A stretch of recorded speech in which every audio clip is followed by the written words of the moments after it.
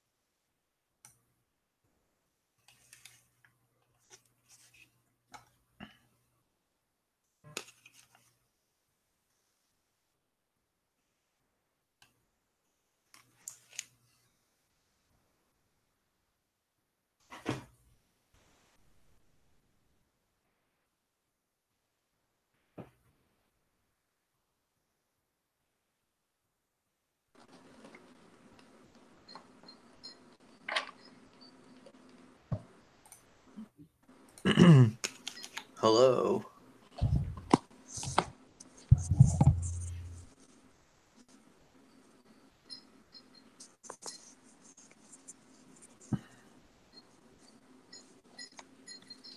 Hello. Hello, Second. Toodaloo. That should do it. Toodaloo, my friend.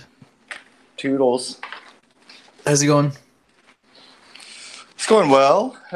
Just busy. Just, Busy. busy dude trying to juggle all the different stuff going on. But Hell it's yeah. all good stuff. Yeah. That's good. What kind of stuff are you working on? I am. I see that we're already live. Yeah, don't worry about it. I'll cut all this out. Okay. I accidentally pressed it earlier. I see. So is it just us two? I think so. Caitlin can't do tonight because I think she had some Okay. kind of work thing. Gotcha. But yeah, things. So yeah, I'm picking up some contracts, trying to juggle all that stuff. So it's just like trying to keep track of like the 5 different sort of jobs I'm trying to do. Damn. Yeah, it's good stuff though. It's like there's a learning curve, but once I hit my stride too, it's just going to be like I'm going to work here. I'm going to do this. Oh, Yeah. you need a guy? I'm your guy. Let me do Yeah. that. Nice. So it's getting there. Big money. Mm-hmm. Hell Exactly. yeah. Cool. That'll Well, be yeah. cool. It's just us. We're just chilling. We're rocking, as always. As we do. Yeah. So Lost Boys. Yeah, First of man. all, how are you? I'm good. How have things been? Things have been good. I started school this semester again. It's going cool. Taking trigonometry and virtual reality, intro to Ooh, VR. So I'm going to be nice. making two VR apps. Possibly one might have a Ghost in the Scene crossover. Um, I'm not sure. I'm thinking about it. Maybe some kind of like ghost detector. And like Hmm. the idea is like you can't really like use your hands in the game that I'm gonna make for Android. So it's Mm-hmm. like basically the idea would be like you can like point a ray at places just with how you look. And so it'd Oh, be like there'd be ghosts hiding and you'd have to find them, you know? that sounds like fun. That might be kind of cool. We'll see. I like that. I'd check But that out. yeah, that'd be kind of cool. We'll see. But yeah, things have been cool. I've been rocking. Um, just been chilling pretty hard on my days off, which I don't have many, but I have like hours or like some nights off, which is nice. So it's not so bad. Things are cool. I got a raise. Hey, now Yeah. with the computer factory. Yep. Microsys. A whole nother dollar into my bank account. Chitching. So I guess things are going pretty good. I guess. Yeah. I can't complain. What about you? Everything's good here other than being busy? Yeah. There's like still wedding planning that's going to be going on for next year. So we like are talking with like a coordinator now, which is actually like really at the end of the day. At first, we're just like, oh, this is another cost, and it's needed to like it's just the venue requires it. So we're just like, another Yeah. thing. But then like now that we're talking to the person too, they're just like, okay, like here's an entire roadmap. Like, don't worry, little babies. Like, Yeah. We there's a do lot to weddings get every day. done, but this is how we can break it down, and it's going to be totally manageable and cool. Okay, And I'm cool. like, awesome, yeah. So it's just like that makes it feel exciting as well. Mm-hmm. Um, like having someone to guide us through that. Yeah. And yeah, we'll be going to France in around Thanksgiving. So like we're getting ready for that, Mm-hmm. kind of. Cool. Um, Hell yeah. yeah.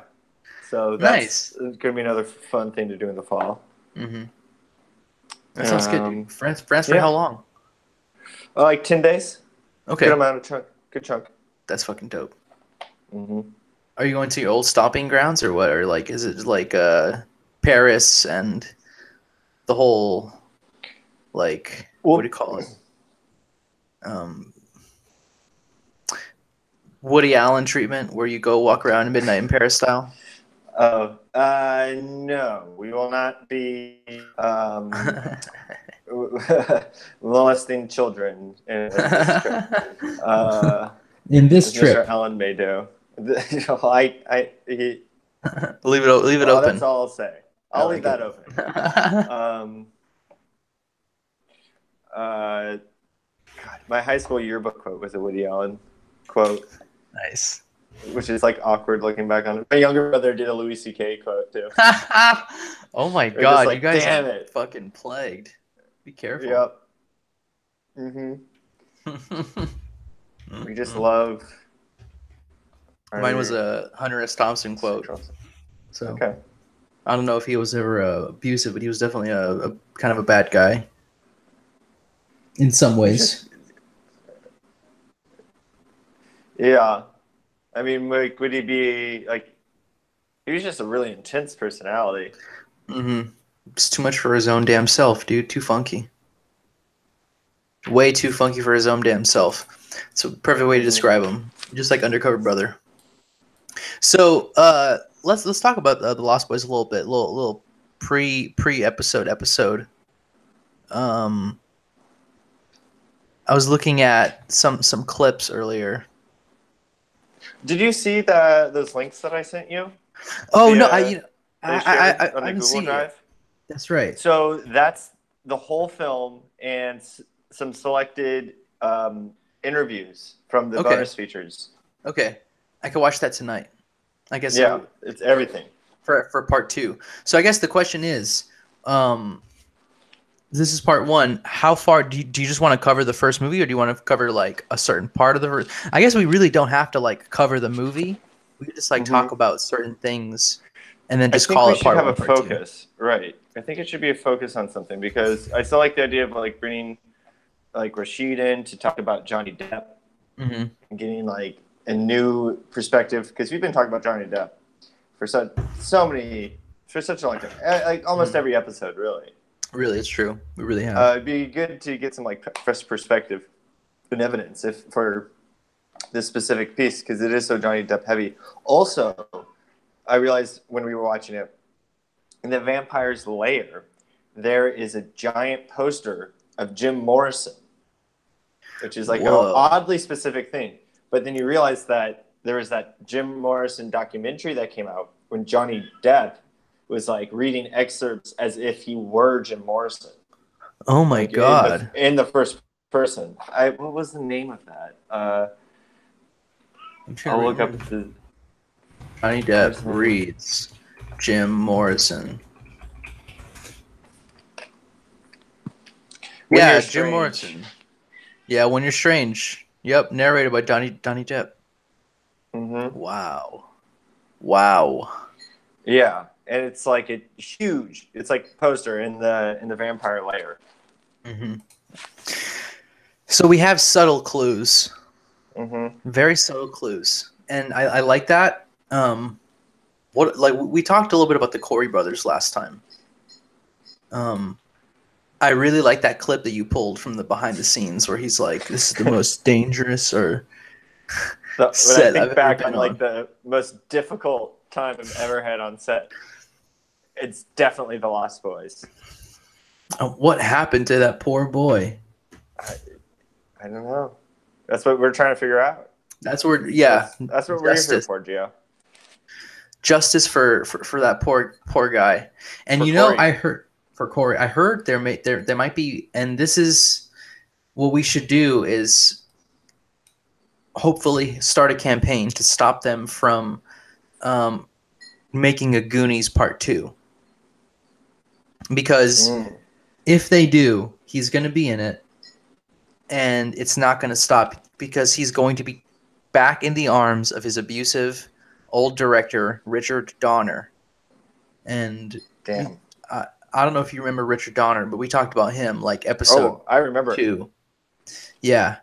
He's a bad man. 1 was Goonies our first one. I think Tracers Transfers too. too, right? Was that Yeah, first one? yeah. Goonies was second, So, yeah. hmm so we should talk about that because if he gets back in the arms of Richard Donner, think it's gonna kill him. You know what I mean? I think that Right. Sean Astin could survive, but I don't think that poor little Corey could survive another bout with Richard Donner.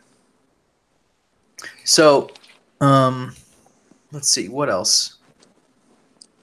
So was there actually a Lost Boys 2?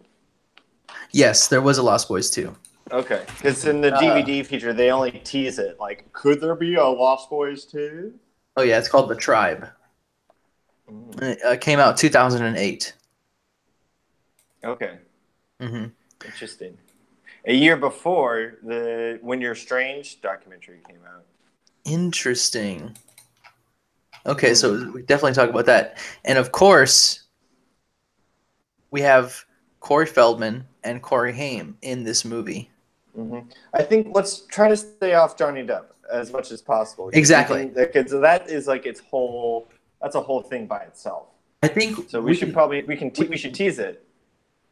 Yes, we should bring that in, like maybe part 3 or part 2. You know, we'll say like, and this is how it's all connected to Johnny. But right now, I think we're just gonna be setting up pieces. You know, Right. Corey Haim death. We already talked about him a little bit, but I want to see. So he died a year or 2 years after this movie was made, and a year after When You're Strange was made in 2010. Lost Boys 2. Was he in Lost Boys 2? He was in Lost Boys too. Oh my god. See, that's why Corey Feldman can't do Goonies 2. Mm-hmm. Damn. Exactly. You know, because Corey Haim already died. And here's the other thing we forgot to mention. He died on March 10th, 2010. 3/10, 2010. 2010. 2010. 0310 2010. Exactly. There's a code in there somewhere. Mm-hmm. And we'll find it. So we have that definitely to work with. There's the Coreys. I want to talk a little bit about Kiefer though. Kiefer Right. Sutherland, because he's the son of Donald Sutherland. Ooh, it's true. He's a dynasty. This guy's part of a dynasty. Let's see. Shirley Douglas and Donald Sutherland. She was in Lolita, Dead Ringers. Wow. Donald Sutherland, he's in fucking everything. Mm-hmm. He's Invasion of the Body Snatchers. This guy probably works more than his son does, dude. Oh, yeah. He's been around forever. Wow. Wow, and look at this. One of his latest movies is called Pirate's Passage. Crossover with Caribbean Pirates? Sounds like it. It sounds like he is trying. Hmm. So we have the Kiefer tilt. And Kiefer's supposed to be Johnny, right? Or the Johnny, I think, he might be just more of like the prototypical Johnny. Maybe not Johnny literally, but... Of course, because Kiefer dies in this movie, right? Uh-huh. Exactly. So obviously it's not Johnny. Unless... well, the whole... Like, okay, how did this movie end? Because I honestly forgot, dude. Okay. Like, at one point they're trying to figure out, oh my god, they're vampires, like the Frog Brothers, like they end up going down to the lair, and at first, like, they stab one of them in the chest with the stake, and it wakes up the other guys. And somehow it ends up back at their, like, grandpa's house who they're living with, and then there's all these fights going on. I think they kill off Kiefer pretty early. I don't quite recall how they get him, but it's basically a bunch of stuff. Like they put like a bathtub full of holy water and garlic, and they throw one of the guys in there, and he like melts Whoa. in the tub. Whoa. I can't quite recall how they get Kiefer, actually, for some reason. Interesting. But then Ed Herman comes in, and he's just like, "What the heck's going on?" Like, it's like, "Oh, these poor boys." Then he reveals his true self as the head vampire, because they're like, after they kill Kiefer, they're like, "Okay, that worked, right?" And they're like, "Not really. Like, everything's still the same. What's going on?" Ed Herman comes in, reveals himself as the head vampire, gets in a fight with the main character, is like winning, is about to like beat them. And then a car smashes through the wall and like stabs him through the chest with like deer antlers or whatever. Whoa. And it's the grandpa. He gets out of the car like pretty casual and like walks over to the fridge and like is like getting a Coke, and he's like, "Oh yeah, there's one thing about Santa Clarita, wherever it is, that I never really liked. It's all the damn vampires." That's like the last line of the film. Exactly. Perfect. So it's a nuisance. It's normalized at the end of the movie. Right. Like Hollywood normalized vampires with that last line. It's so subversive. I see what they did, and it worked, because look what it spawned. The Hollywood vampires, the whole band. It's pretty obvious. They were inspired by this movie, if not directly ripped off from this movie. Or it's just all part of the plan, right? Now let me look up something real quick before we get started. I'm going to see if the Hollywood Vampires has ever covered Jim Morrison or the Doors. The Doors. If Johnny Depp, the Hollywood Vampires. Yeah. Santa Carla is the name of the made-up town, which is in Santa Cruz. Santa Cruz. Tom and of Cruise? Saint Cruz. St. Cruz, yeah. Which is cross, right? Yes, it is. Wow. Holy Cross. I did not realize that. I guess I just kind of forgot. But I guess Cruz is a different spelling, right? Cruise. Oh, wait. How isn't it like cruising in a car? I thought it was Santa Cruz. Cruz. Yeah. Exactly. That's cruising in a car, but cruise like CRU. That's the cross. Right, and that's the name of the town. Yeah.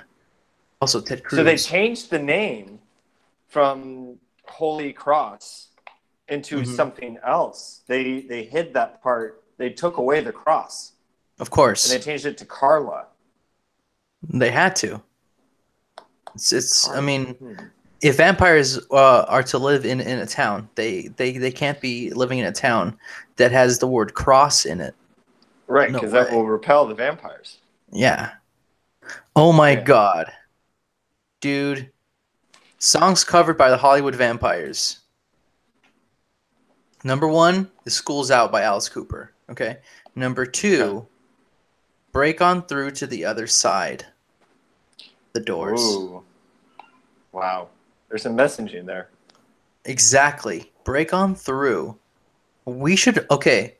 Honestly, I think this is the perfect time to actually look into Jim Morrison a little bit. Okay? Because obviously there's a shrine to Jim Morrison, and we have Johnny quoting and saying Jim Morrison's poetry, right?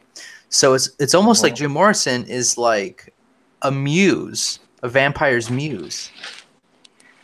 Or if not the muse, maybe he was a vampire himself. The daddy vampire.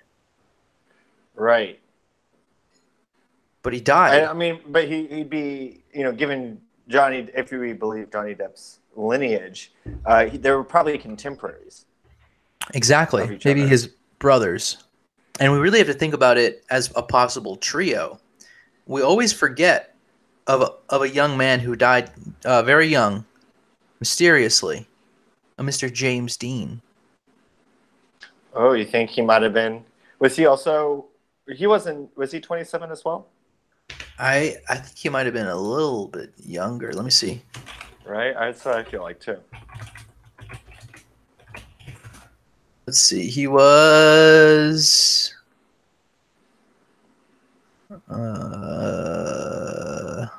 Fuck. How old was he?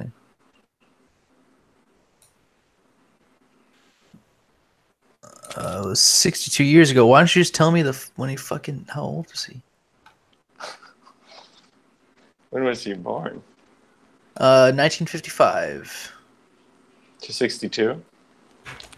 62 years ago. So let's What? see. Oh no, he was. No, he died in 55. He was born in 31. Okay. So he was only 24. Yeah. Dang. Goddamn. 2 + 4 is 6. 2 + 4 is 6. Jim Exactly. Morrison was 27. Mm-hmm.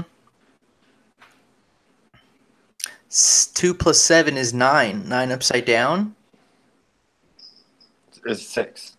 6 9 And Johnny is Johnny got Depp's away. birthday. Dude. Whoa. Whoa. Wow. Think about that. Mm-hmm. Wow. Huh.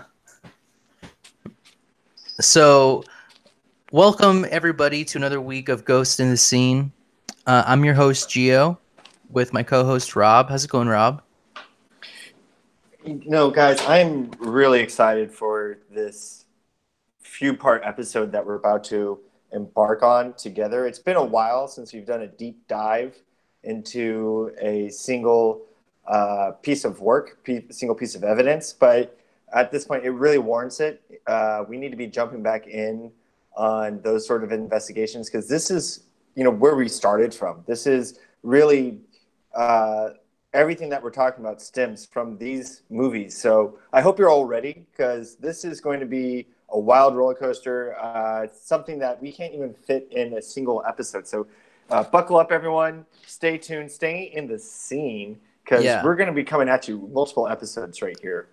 That's right, you motherfuckers. You better have your seatbelts fastened and your earbuds nice and saged because there is some hot flying ghosts that are going to be coming at you. Now, we say this is a ghost-free podcast. Obviously, it is, and it always will be. But the evidence that we are going to show you is so hot that there is a disclaimer. We are going to just disclose that the evidence that we are going to be giving you guys, it's nuclear.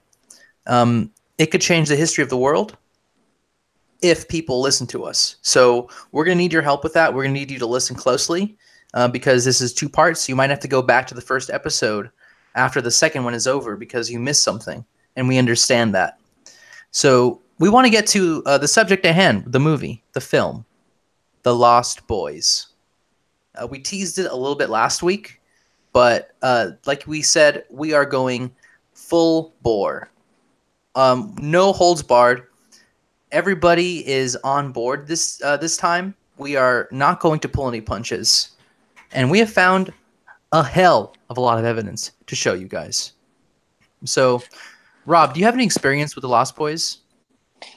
Yeah, I mean, first I want to say that, this is one of the most explosive documentary films that have ever been made, most bold documentary films. And I know that sounds kind of shocking to some people, but that's what it is. This is not a narrative. This isn't some screenplay, something that's made up. This is real life. This is documenting things that have actually happened. Now, some of it was staged before the camera, as things often are. A lot of documentaries that you see actually aren't, things aren't actually unfolding necessarily naturally. Sometimes they have to kind of set the scene for you to have it make sense. narrative sense. So, um, yeah, I understand why people think that this might be, quote unquote narrative film, but in essence, it's a documentary, and I think that's the first thing that we have to really keep in mind as we head into this journey, that this is a documentary film. Exactly. So, just everybody remember that this is based on true facts, true stories. It may be dramatized in certain parts. We know that some people are actors, but I think our thesis for this movie is going to be that sometimes actors can play roles, and sometimes roles stick with actors. And it's tragic sometimes, and sometimes it's miraculous. You have the beautiful story of how John Travolta was in the movie Michael about the angel, and he was permanently grafted with wings, with angelic wings, and it was paid by the studio, and he's had them ever since, and it's beautiful. That's a miracle. But then we have stories about the Coreys, and the Corey stories are truly tragedies. These two men were just wrenched through the ringer back and forth for years, for decades. And they experienced a lot of this pain during the filming of these movies. And I already kind of tease it, movies, not just one. The Lost Boys got even further lost further down the line. But let's get started with the first movie, Rob. So let's get into maybe some of the logistics before we talk about the story itself. We want to talk about when it came out. We want to talk about who were the major players were, and basically I kind of want to paint a picture for the listener, the time that this movie came out. So The Lost Boys, when did it come out, Rob? It came out in 1987. Wow. So 1987. That was when America was great. They had the brand new dawn in America. Everyone thought things were going fantastic, but in reality, there was a very dark undercurrent and underbelly that was being completely ignored, and I think purposely so. There was actually some really dark agendas being set at this time. When they said dawn in America, they were looking at it from the wrong way. It wasn't really dawn, it was dusk. And it looks the same. It looks really similar, but it makes a huge difference. I think you're right, but I also think you might be reading dawn wrong. Now, this is kind of a little side note, but it's going to make so much sense further down the line. So for your listeners who will get rewarded by this, hopefully later on you will understand why I'm saying this. So this was the dawn, right? But not DAW. It's DON. Okay? Because this was the year that Lethal Weapon came out. It was directed by a man named Richard Donner. It was a top movie that came out in 1987. And so now let's start to connect some dots. Let's really start to connect some dots, because on the top list of 1987 is also Three Men and a Baby, which we've also talked about. I mean, it's just like if you're looking at an unholy trinity. I mean, that's where it is. This is where you start. Just do the math, people. If you go further down, the movie Moonstruck with Sherilyn Sarkeesian, right? Mm-hmm. Cher, for people who don't know, the uninitiated few. This year was such a focused year of not only vampiric energy, but also ghost energy. We have the Three Men and the Baby tie-in, but we have Moonstruck, a movie about the moon, obviously about vampires. We have The Predator came out. Okay, now you can say that The Predator is about an alien. Okay, but I don't believe that. Mm-mm. I don't believe that in the slightest. It was about a fucking vampire. I mean, they may have put that vampire up in makeup, but I still saw the dreads and the fancy beaded bracelets. Mm-hmm. I mean, it's one of Johnny's underlings for sure. There's Obviously, no getting around that. You can't put you can put lipstick on a pig, but it still makes it what it is. yeah, it's a You can dead put giveaway. you can put alien makeup on a vampire. It's a vampire, people. He's still a vampire, even with goopy alien makeup on its stupid face.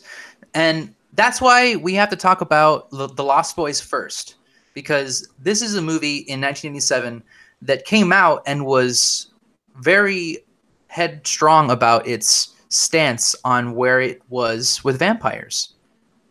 Now, you think it's a pro-vampire movie. Well, maybe not.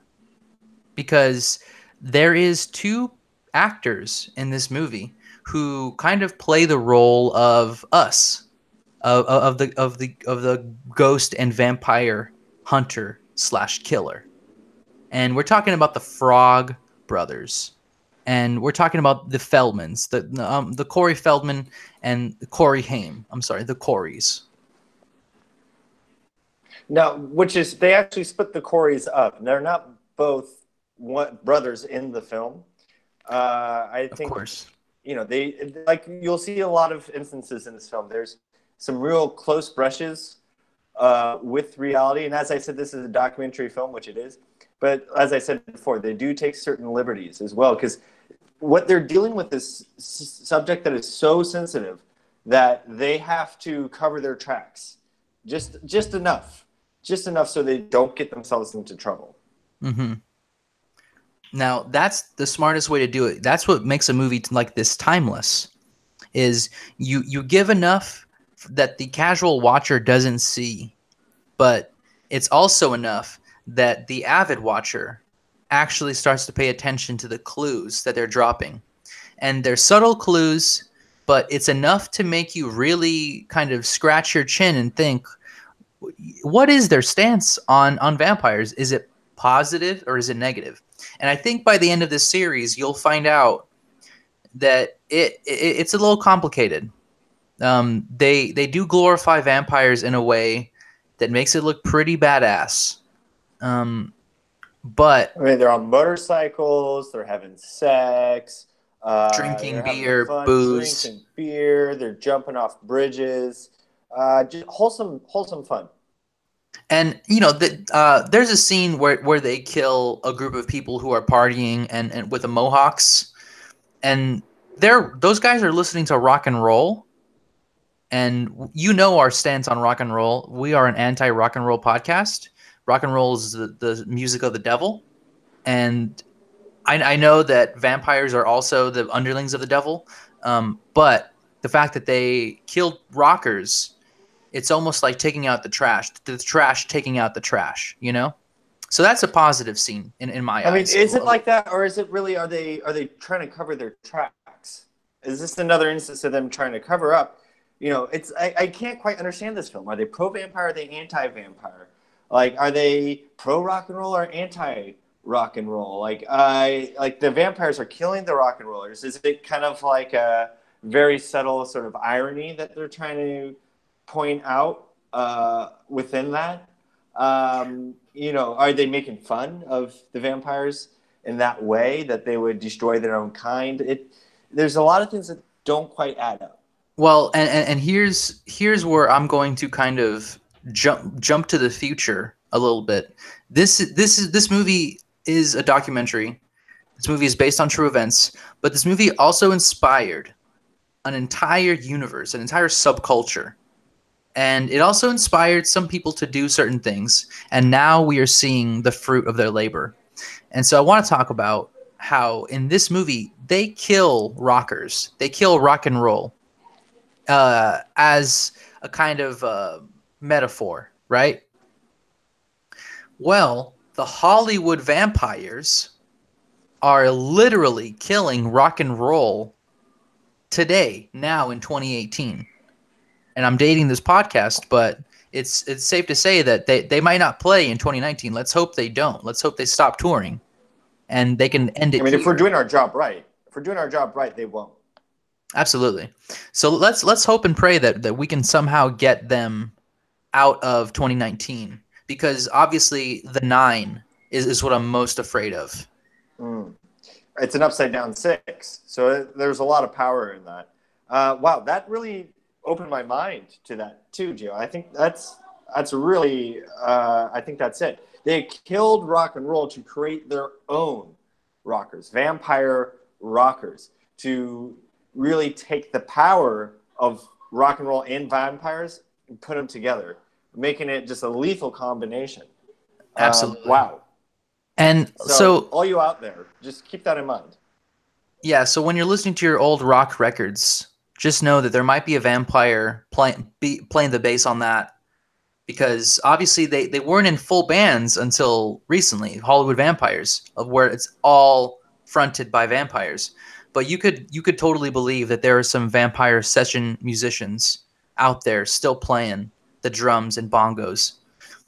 So let's kind of just quickly overview this movie, because obviously there are people that haven't seen it, and we need to spoil this movie for them, or else if they watch it uninitiated, they could get hurt. So we have to spoil it for them. Rob, can you spoil? I recently, I definitely so. So like in research for this movie, I was they hadn't seen the movie before, and foolishly I didn't really seen it before, so I didn't spoil it for them, and we get it through, halfway through the film, and I trance. They are under a spell, and they start, kind of like kissing my neck, and they're kind of using their teeth a little bit, and I'm like, whoa, back off, what's going on? And they're like, I don't know, I just felt an urge to bite your neck, and then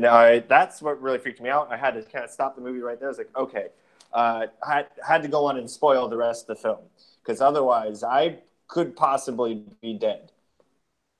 So you heard it right That's there. the power.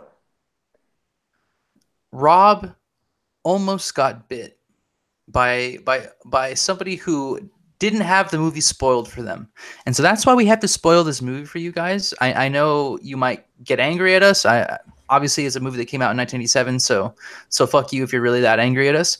But it has to be done for our safety, for the safety of yourself. Think about you. Think about your neck, and protect your neck. The Wu-Tang said it the best, and we might have to talk about the Wu-Tang Clan, because that's a lot of people. That's a clan of people in New York. They could be vampires too. I'm not sure. We'll have to look in that a little bit more. But we have the Lost Boys to talk about right now. So let's talk about this movie.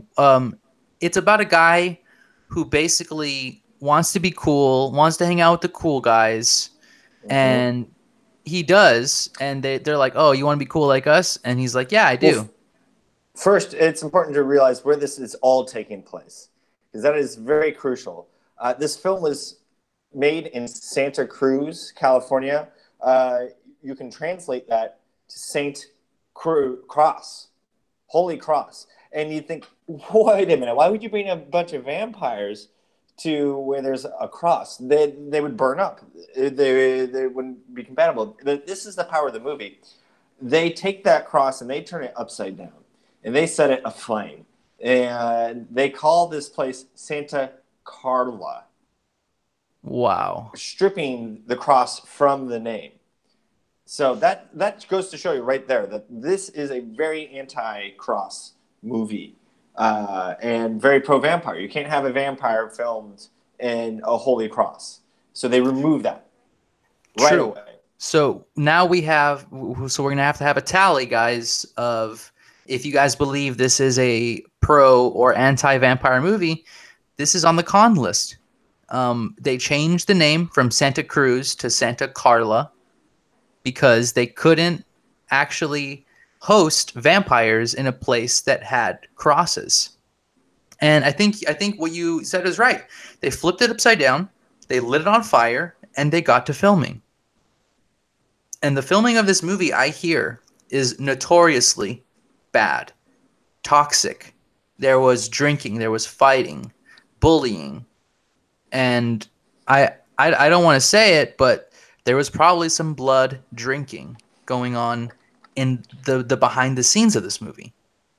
I mean, it must have been. I mean, they do it on camera, Gio. This is a documentary. Like, everything's very forward in this film. Even if it's subtle and it's slightly changed, it's all right there to see. Mm-hmm. I don't think most of these people knew they were being filmed because they're so candid with the camera, you know? Kiefer especially. And we should talk about Kiefer. So Kiefer Sutherland, he is the son of Donald Sutherland. So before we go any further, the son of Don, D-O-N. Now remember what we were saying earlier? The Don. Okay? So now just quickly wrap your mind around that, and then wrap your mind around the fact that Donald Sutherland has been in I don't know how many fucking movies. Let's check out how many movies he's been in, because I'm guessing he's been in over 50 movies. At least, you know, the Don has. I mean, as his name would imply, he's been the boss of it all. I mean, he has. Gio, you said 50. This guy has nearly 200. Wow. Acting credits. So that's amazing. And if you think about films and your image being captured, it's like a piece of your soul is being taken away frame by frame, just bit by bit. So this man is practically a walking corpse at this point, with no soul at all, completely stripped bare. And, you know, he's a zombie, essentially. Wow. And his son, of course, has acted in 97. So he's on his way. He is well on his way to acting in as many roles as his father. We really have a dynasty here. We have this weird kind of father-son, and who knows what Kiefer's children will bring. But what we know right now is that Donald Sutherland and Kiefer Sutherland together are at almost 300 movies together, which is kind of scary. If you think of about it in terms of Donald being, you know, like the magician and Kiefer being his apprentice, and you think about a movie as a spell, right? Movies are incantations. They're long incantations. It's a 2-hour spell, but it's still a spell. You're still being put under an illusion. So all of that magic, 300 spells. These guys could end the world with a snap of their fingers if they wanted to. But they're not, right? So it's a documentary, but like we said, there's some dramatic kind of flares. So like we said, Kiefer's not a vampire. He's just not. He acts like a vampire in this movie. Because to his credit, he's a talented actor. He pulls it off very well, very convincingly. He looks like a vampire, and he sounds like it. He talks like it. I mean, but it's just you could see the human nature in his eyes, the kindness, the gentleness in his eyes, and you know he's not a vampire. You know that there's not the actual blood-sucking intention. And also at this time in 1987, Kiefer is relatively new to the scene, so you can still see the bits of soul still in his eyes, and that's how you know. That's the difference. But you also have to really consider that he is the son of a man who has given his soul up probably like 50 times or 100 times before he was even born. So how could you be the son of a soulless father? I'm sure there's a lot of people out there that know this answer, but I frankly, for Kiefer's sake, I don't know his personal story, but I can safely say that I think he rose above his family situation and was able to overcome that and make this documentary, because what he does is commit to film the perfect archetype of a bad boy vampire. And it's almost like it shows you, it's a roadmap how to defeat the vampire. And that's where I'm going to give this movie a pro. Because if you watch the movie, there are scenes where they kill vampires. Am I wrong? No, and it's textbook, really. You're absolutely correct. It's absolutely textbook vampire slaying. It's wooden stakes through the heart. You got holy water. They have a whole bathtub of holy water and garlic in it. So Wow. that is just like some really nasty stuff. If you're a vampire, you don't want to go anywhere near it. So it's driving things through the heart and all that stuff. So it really knows its stuff, and it is very well versed in vampire lore. Wow. So there we have it. It's truly a movie that is both good and bad. It has a yin and a yang, a push and a pull. There's stuff for vampires because it shows vampires preying on innocent people. So if I'm a vampire, I'm learning, I'm educating myself on how to do that. But then it shows how to kill a vampire if you're people like us that want to kill vampires, or at least want to see them go to jail for a long time in like a holy water prison or something.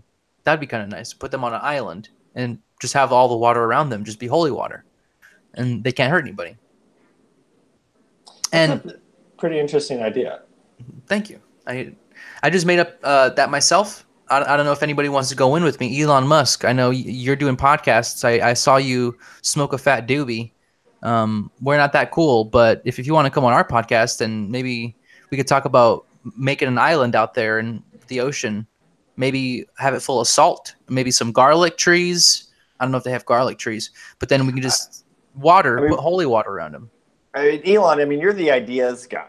And obviously, with as much dope that you smoke, I'm sure you have a whole bunch of ideas that we aren't even touching upon. You're on some other level here. So come on the show and talk to us about it. I think we can get to some really solid, some solid stuff. Some feedback. We have a lot of feedback to give Elon because I think that they should make garlic trees.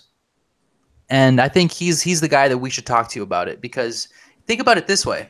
It's like apples that fall from trees.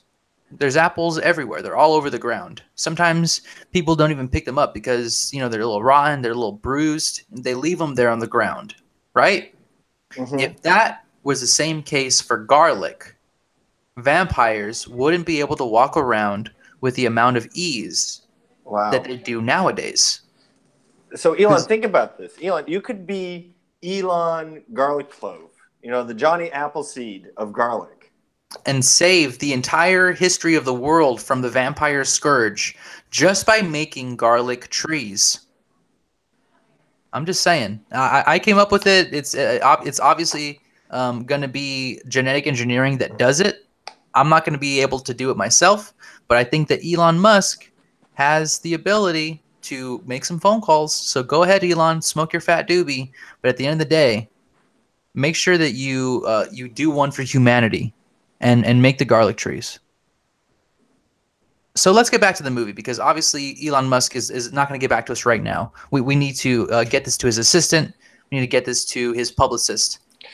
And this is a much broader picture. I think we need to get back to the details of the subject at hand and why you're listening to the podcast to begin with, which is to really understand the mechanisms of which the Lost Boys is functioning on and how it is affecting us and how does it possess people to want to bite each other.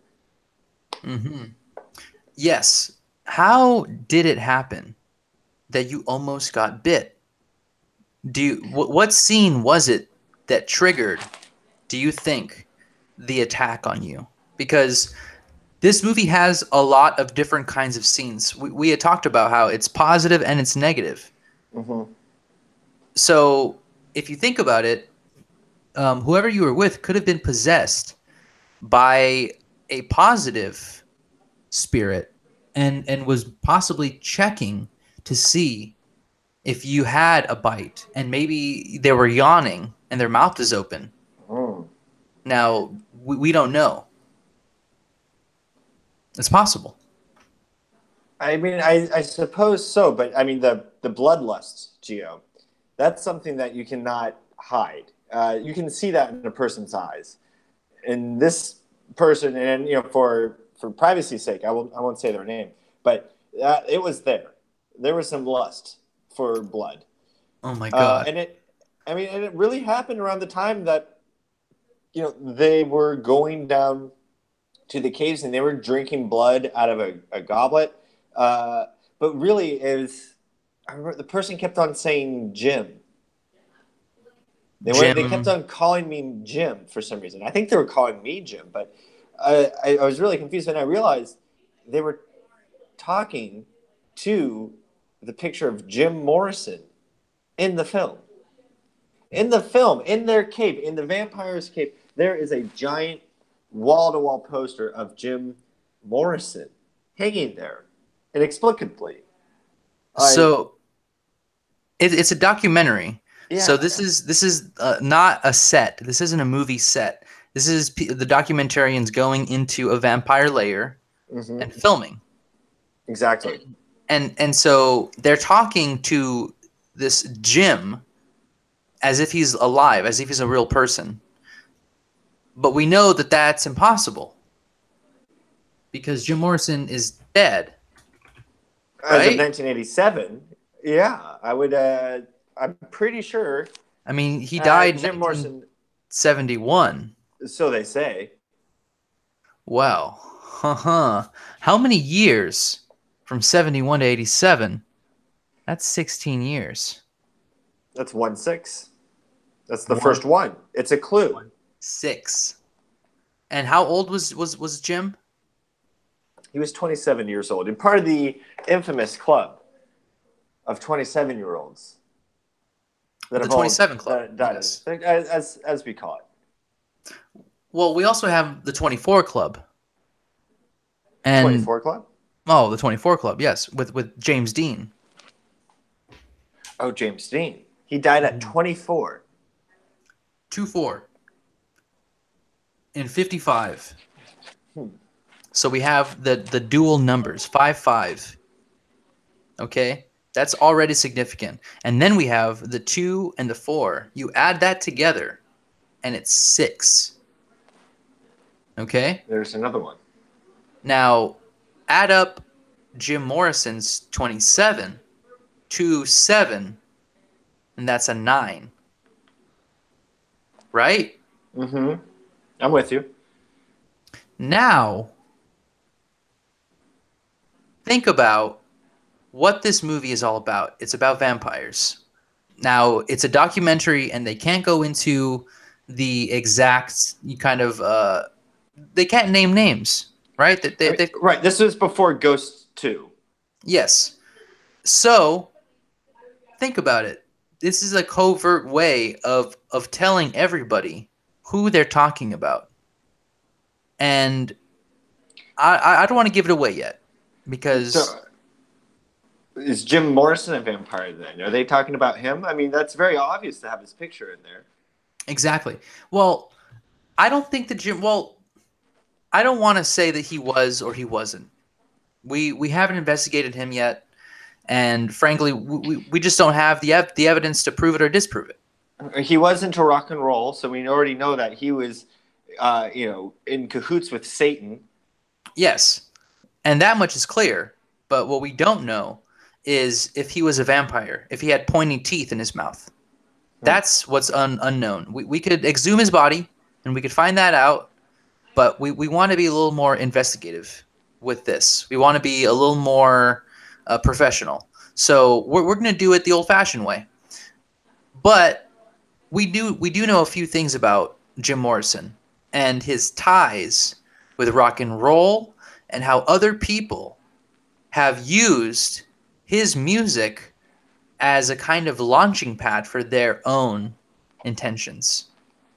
Now, he has a song, and I believe that if they, like I said earlier, how movies are spells, songs are also spells, and there's a spell that he wrote that is so powerful.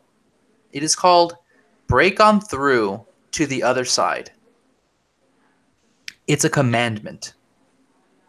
It is commanding you to break on through to the other side.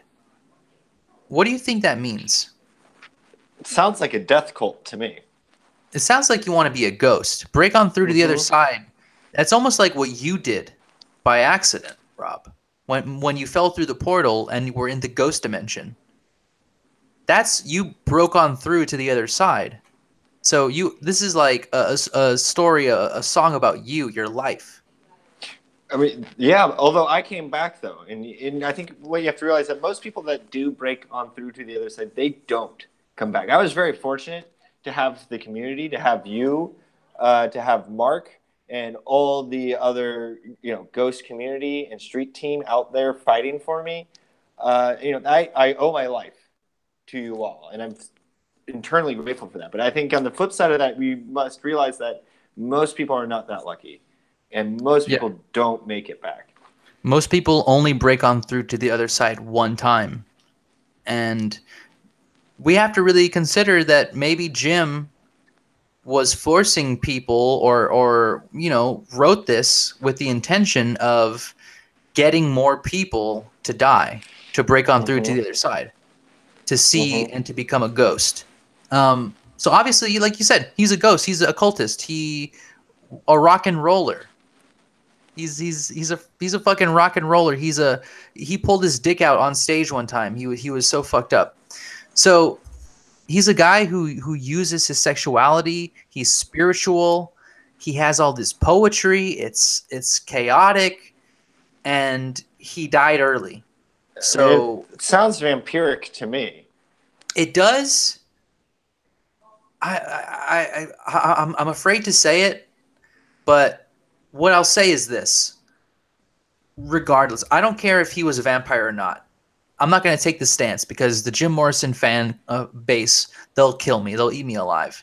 So I'll say this. As a vampire would. Well, you got me on that one. But yes, I'm not afraid to say that I'm afraid. Okay, Rob? I'm not afraid to say that I'm afraid. So what I'll say is that Jim Morrison inspired the vampire culture, the vampire way of life, the transient poet who's a little dark, into the occult, who kind of has dreaded hair, who has long flowy shirts, who breaks on through to the other side. All of this, and then you think he has a song called "L.A. Woman." Now, where's Hollywood, guys? That would. For everybody in the not in the U.S., Hollywood, where is it, Rob? I mean, you gotta look at a globe, and you gotta look at it pretty carefully to figure out where Hollywood is. It's Tinseltown, another name. It's a magical place. You might think that it might be on some remote island or in outer space, even. Not so. No, it's not so at all. It's actually not too far from where you are, Gio. It's in your neck of the woods. It's down in Southern California in a place called Los Angeles. Los Angeles, like the song "L.A. Woman," like what he was writing about in the song "L.A. Woman." He was talking about the ladies of Hollywood. And I mean, it's right there. if you go back to the idea that a song is a spell, this is a spell that is demanding, commanding women to move to Los Angeles. Why? The city of angels, if you were. Exactly. And yet, this is almost like the Santa Clara situation where Carla. Santa Carla, exactly. People have debased Los Angeles, Los Angeles, and they call it LA. LA.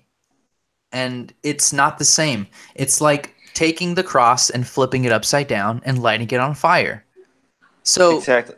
now And then you're also seeing, think if this is like Sherilyn Sarkeesian and all the other phonies that we're talking about there. This is you can do the exact same thing with places, with anything that has a name to it. So LA is the same. Is to Los Angeles as Cher is to Sherilyn Sarkeesian. Exactly. LA It's all as an connected people. actual person, as an actual entity. That's what we're talking about. And the documentary series, The Lost Boys, because like we said, this is a two-parter. Lost Boys 1 and 2. The documentarians went back for more. And they mined as deep as they could. And let me tell you, I think 2 is better in a lot of respects because I think it shows you the more gritty side of vampires. And we'll get to that. But I feel like we've barely even cracked the surface on this movie. And yet there's just so much more to go into. We haven't even talked about the main guy, Michael, how I believe that we are Michael. Do you know about this character, Michael? He's the It's one. the main character. He's the one who gets seduced, and in the end, what happens to him, Rob? I mean, so spoiler. I mean, the spell is lifted from Michael, but I don't think he's ever the same again. You can't just turn around from this experience. You're scarred from life. He lived the vampire lifestyle. He drank blood. He never killed anyone. He never drank directly from the warm blood of a human being. But he was close, and he partied with the vampires, and it really was a mark. There's a lot to go into that. It's all the characters too. This is the first time that the Coreys have ever met. Corey Haim and Corey Feldman met on the set of this film, and that is such an important bond, such an important, and everything that we're talking about. It really signifies a lot of the abuse of vampires on sets, and there's a lot to go into there. So we're going to be talking more about that, and really who this film is really all about. There's too much to go on to one episode, so please stay tuned. There's so much more that we're going to be talking about and uncovering. Stay tuned. We're trying to fly in some special guests. We can't quite guarantee because this is, like we said, this is nuclear material. There are people that still do not want this information out there. Mm-hmm. So we're doing our best to covertly bring in the special guests because that's what's really going to make the difference here, because you deserve to hear that. And the truth needs to be told. It's time. Yeah, not only that, but the guests that we have on, they have to go through rigorous training. Like we said, the sensitive material that we have cannot be heard by the uninitiated. They have to know and be debriefed with what's going on, or else their brains could melt in their ears. We don't want that for anybody. So hopefully you guys can share this with a friend, and that way they are aware of this so that later on, episodes later, they hear a nugget of truth. I don't want to have a brain aneurysm. I don't want them to die from too much truth. And I think that our podcast is kind of teetering on the edge of that. We do give out some information that is just so hot and nuclear. I'm afraid for some of the people out there that just don't know what they're listening to. But I would say stay in the scene, guys. Take it easy till next week. Study up on your vampire lore because we're not going to sugarcoat it. It's going to get really intense, really wordy. A lot of definitions are going to be flying past you, so get ready for that, guys. Yeah, and stay extreme. Be vigilant. Carry around holy water with you, especially after listening to this podcast. You might be targeted by vampires yourself. Like you said, this podcast is safe. It's audio is sage, but we can't guarantee what's going to happen to you in the world out there after this. But it's a great responsibility. This isn't to scare you. It's just to make you aware, make you more prepared. That's what we're trying to do here. We're trying to make you more prepared for the world that is really out there. Mm-hmm.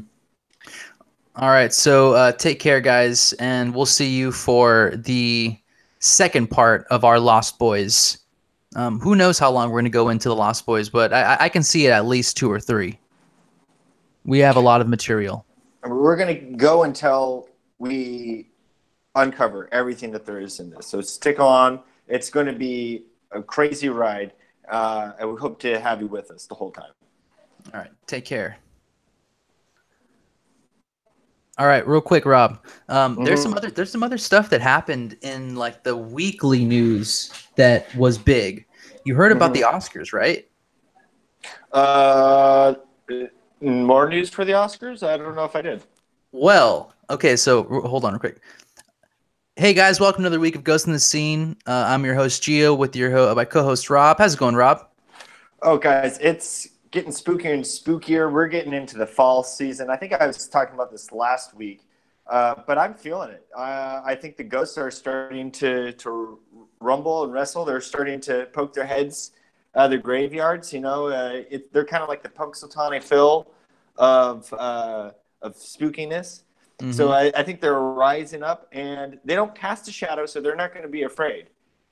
And that's I try to tell people that all the time, that when you see shadow people, that it's complete bullshit. Guys, ghosts don't have shadows, you fucking idiots. Like, I know that it's interesting and it's fun to think, ooh, shadow people, ooh, like you see people when you're in your room and it's scary.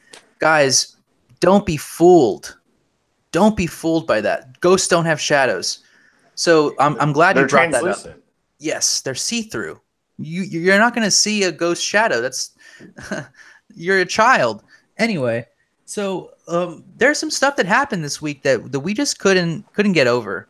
The new rule of the Oscars, that they were going to come up with a new category. It is actually basically what happened is the ghosts were angry, and people were also kind of angry. And so because of that, and obviously this wasn't really about people, this is more about ghosts.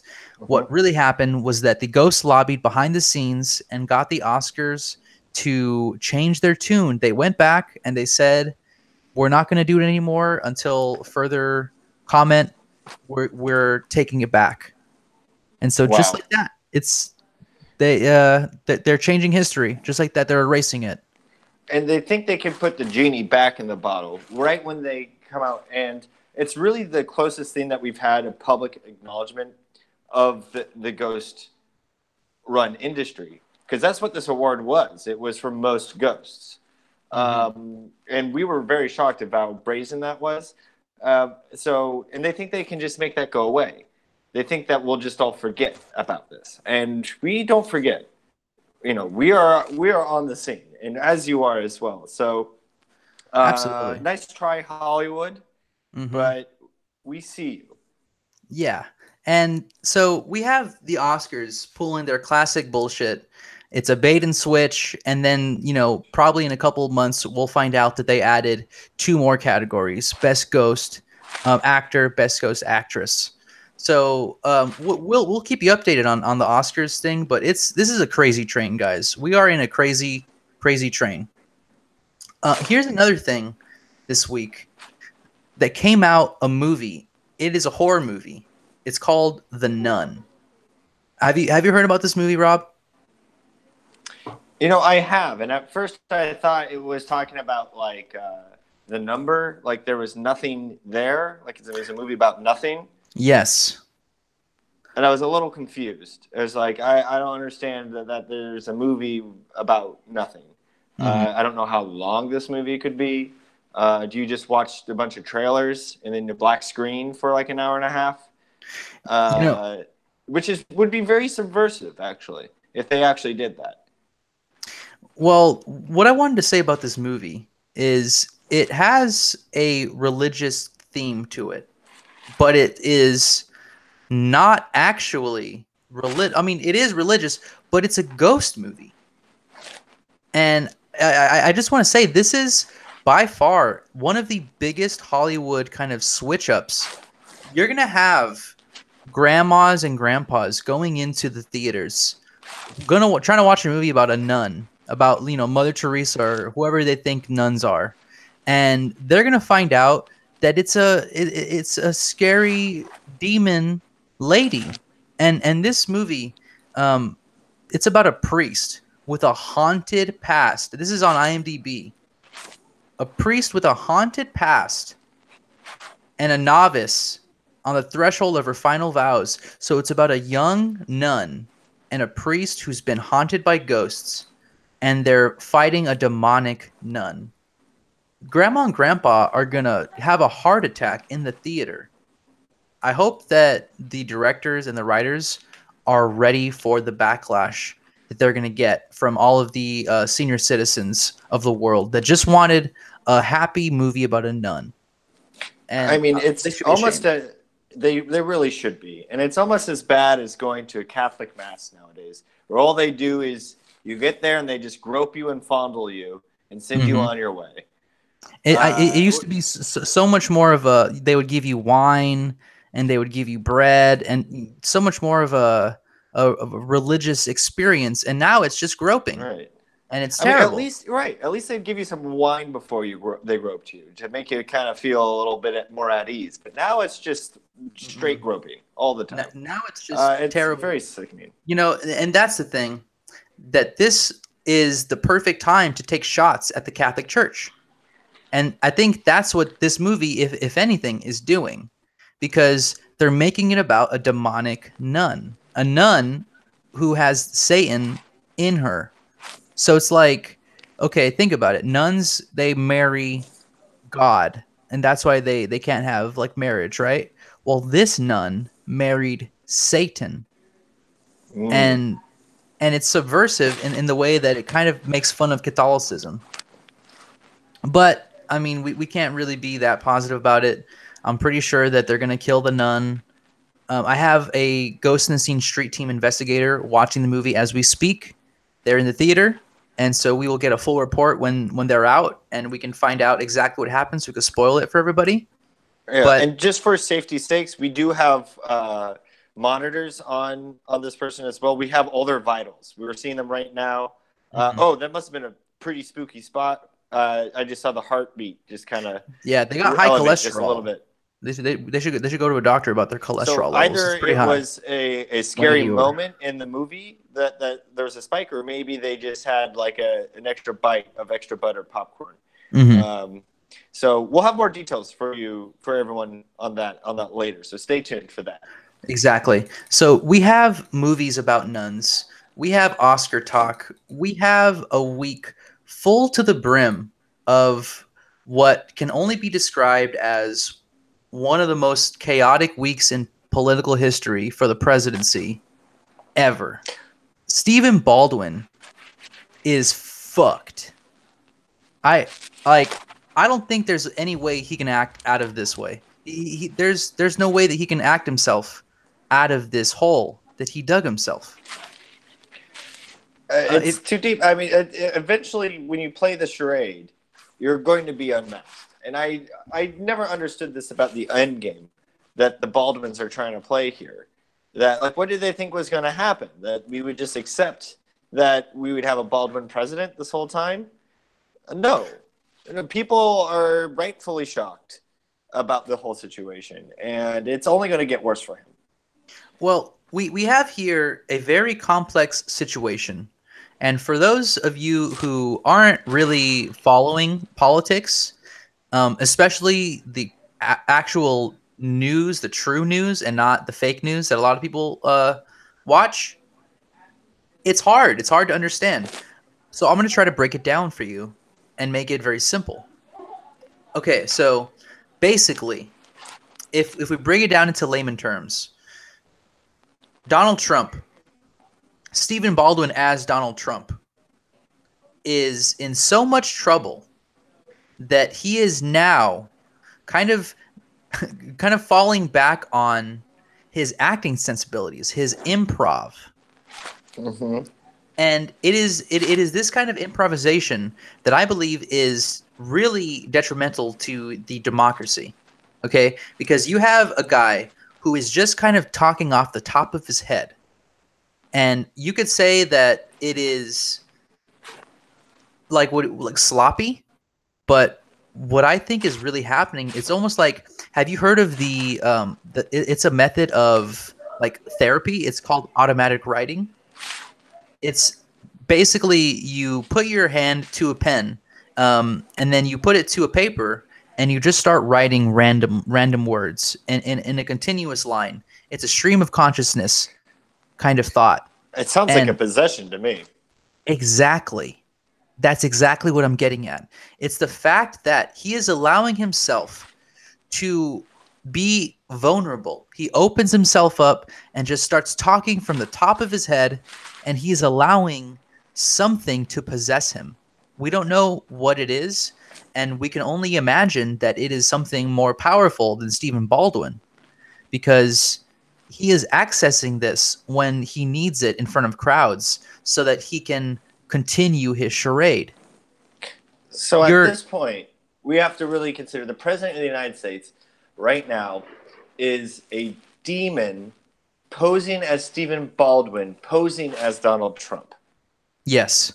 And you have Melania is a imposter. She is a figment of our imagination. There is no Melania Trump. I mean, just ask Stephen. Like, he has no idea what you're talking about if you bring up Melania. And it's Yeah. because she's not real. And we have evidence. And this is all provable. You guys just have to look it up. Go and don't look up fake news. If you go on fakenews.com, you're going on the wrong website. Go to realnews.com. That's where I get all my info. So we have Stephen Baldwin making a big mess of it. And we have people behind the scenes. And they're saying that they're taking stuff from his desk, that they're taking paper from him, that they're hiding stuff. And it all seems like Stephen is losing control of what's going on. And you really have to think, when is it? When are they going to put him behind bars? When is he going to pay for all the crimes he's committed? And when will the world realize that Donald Trump doesn't exist either, and that it's always just been Stephen Baldwin? Hopefully soon, because like I think there's at least counts of fraud. I'm pretty sure he's been trying to get discounts under a false name. I'm pretty sure that is a jailable offense by itself. Oh, yeah. Like, that's serious stuff. You know, he probably has a military discount, and he's accessing that military discount, and that's unfair for all the veterans out there. You should be appalled that Stephen Baldwin he's the commander in chief. He's getting a military discount, you know, at your local Whole Foods or Raging Waters, you know, anywhere. And Under false pretenses. yeah, he didn't serve a goddamn day in his life in the military. He didn't do anything, and that's even for the real Donald Trump. That guy didn't even spend a day in his life serving our country, and he probably still gets the military discount when he gets his haircut at Smart. What do you call it? Supercuts. Well, if he existed, which he doesn't. Exactly. So, Gio, I don't want to get into too much of hypothetical, silly talk. All right, I don't want to get lost in the weeds of made-up stories Of a real Donald Trump. Of like a supposed Donald Trump. I want to talk about reality. Okay, that's what we're here for. That's what our listeners are here for. That's what you, our listener, are tuning in to show to hear some reality. Yes. So let's get back to reality, and that also kind of hits me to my next point of what was going on in the week. Back to reality. Oh, there goes gravity. We're talking about Eminem's new rap album. It's called Kamikaze. This is a quick segment, Ghost in the Sound. It's all about how ghosts are streaming through our music, and there is no more clear of an image than a ghost coming through you through music than by an album called Kamikaze. I mean, think about it. It's about a guy who has a plane, and he runs it, and he kills himself, turning himself into a ghost, and also everybody else who he ran into. So these are ghost events. Sounds like there's ghosts over there, Rob. Whoa! Oh my God! I said the word ghost event, and I heard a strange moaning sound. What? Oh God! No, that can't be. I have all my firewalls up. Damn it. Strange. Okay. Oh God. Now I'm feeling a chill, Gio. We have. I'm not sure what's going on, Rob, but let's keep on going and hope that this ghost is a nice ghost. He's not allowed in our podcast, so I think our listeners are safe. So let's be strong for our listeners. All right. I'll stay on as long as I can, but just so you know, this is an unknown entity. I haven't seen a ghost like this before. Like I said, all my normal protections and firewalls are active, and they have not shown a sign. But obviously, we just had a paranormal event, of course, recorded on this audio. Wow. So there's more to be discovered there. Maybe they will come back. Maybe they will speak to us some more. So there's more to stay in tune on that front. So but I'll be safe. Keep your ears peeled, guys. I want you to listen to this podcast closely. You will be hearing possible ghosts in the background because they're not allowed in our podcast, but sometimes they're in our rooms and they can make some noise too. They have vocal cords. So, Kamikaze is an album where Eminem is attacking literally everybody that was mean to him in his whole life. It's the epitome of like a crybaby album. It's a poor me. I'm the richest and best rapper in the whole universe, and yet everybody thinks I'm old and corny. So here's an old and corny album to show everybody how old and corny I am. And what I really wanted to say is that this is the kind of thing when you start calling yourself a rap god, because that's what he calls himself, a rap god. Oh. You start to invite rap devils and rap demons and all of these kind of rap entities. These are spirits that they don't leave.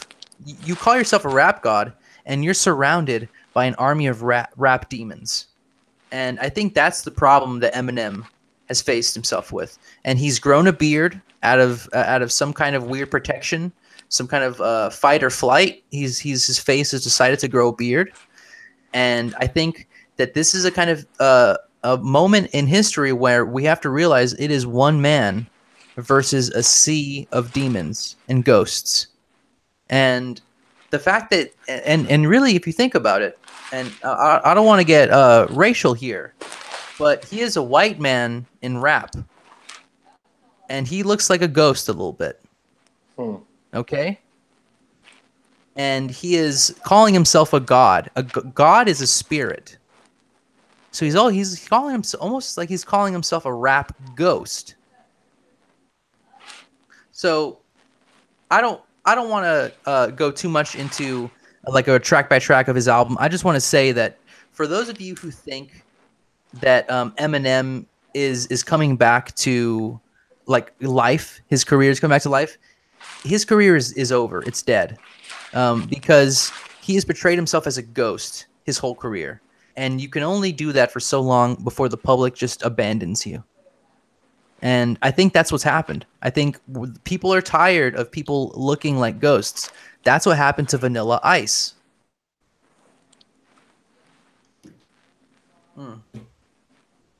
So, other than that, this week, real quick, I have to just quickly mention. So, Stephen Baldwin, he has a lot of people that are trying to subvert him, and this is where we have to bring in the segment, the Underground Railroad to the White House, the reverse Underground Railroad. The reverse Underground Railroad. It's going backwards, people. We're heading in the reverse direction. In the bad way. So this is what happens. This is a train that's backing up, and you got your conductor at the wrong end of the train, can't see what's even happening, and he's barreling full speed ahead and going to who knows where. Going to the White House. That's the problem, is it's going full speed backwards into the White House. And we had another development this week. So we've been talking about how Stephen has people who trust him, who he thought he could trust. And now it's coming to light that there is one person in his administration that is part of the quote-unquote resistance. So what we can say here is that there is somebody in the White House who is probably found out about Stephen Baldwin and his identity and is about to blow the whistle. And whoever that is has their eye on the White House chair, on that Oval Office chair. They want to be the president. And so we got to ask, who is it?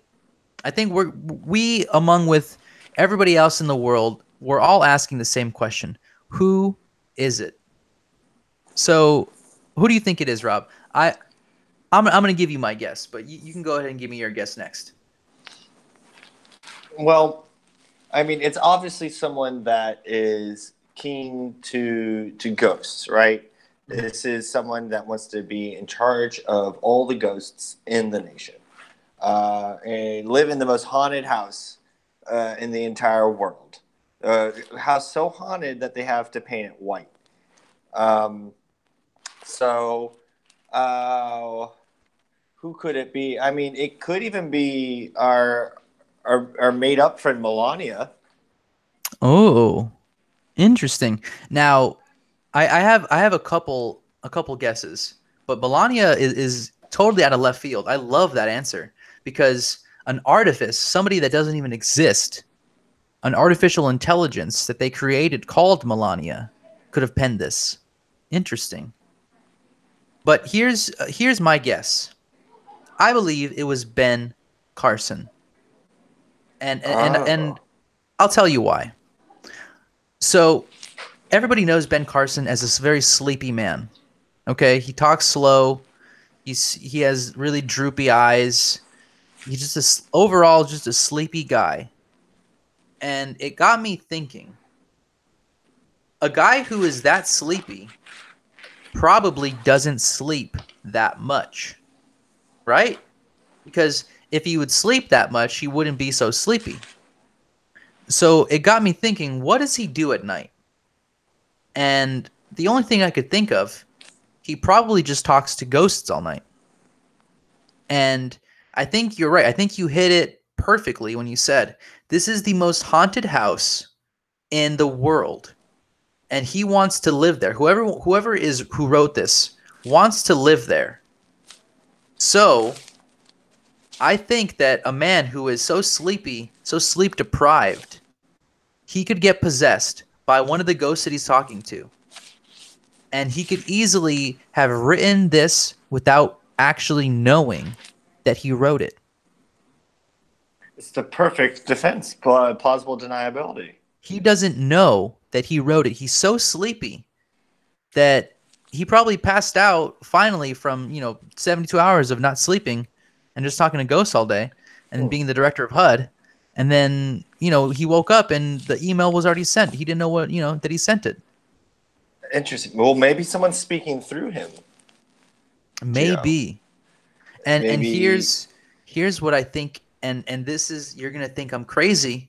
Mm-hmm. It's Stephen Baldwin. He's the leaker. Oh my God! Right, he's looking for an out. He needs an out. It's his only way out.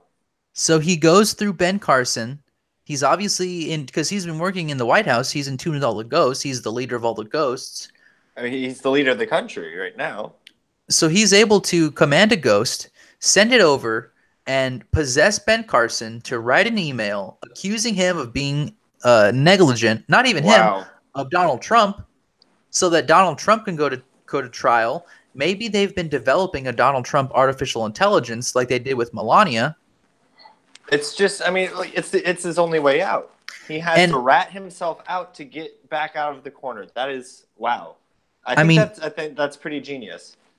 We all saw how realistic the Donald Trump animatronic robot looked at the Walt Disney Hall of Presidents. So that was a year ago, right? Who's to say that in a year they didn't come up with new technology to make that animatronic robot even more realistic, like they did with Melania? I think that when you were saying that you didn't understand his end game, I think we just figured it out. This is it. This is his way out. And it's genius.